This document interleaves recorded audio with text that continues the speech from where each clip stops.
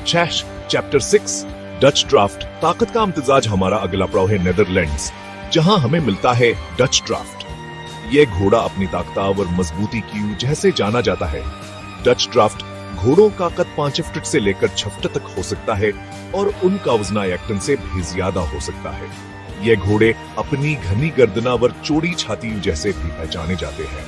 Dutch draft घोड़े अपनी परसकून तबीयतावर मेहनत करने की सलाहियत की वजह से जाने जाते हैं। उन्हें अक्सर खेतों में हल चलाने और भारे सामान ढोने के लिए इस्तेमाल किया जाता है। चैप्टर 7 आर्डेन्स पहाड़ों का शहसवार। हमारा अगला पड़ाव है फ्रांस, जहां हमें मिलता है आर्डेन्स। यह घोड़ा अपनी सामतावर ताकत की वजह से पहचाना जाता है।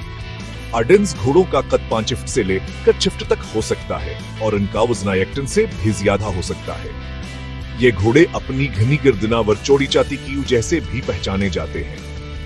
आर्डेन्स घोड़े अपनी परसकून तबीयतावर मेहनत करने की सलाहियत की वजह से जाने जाते हैं।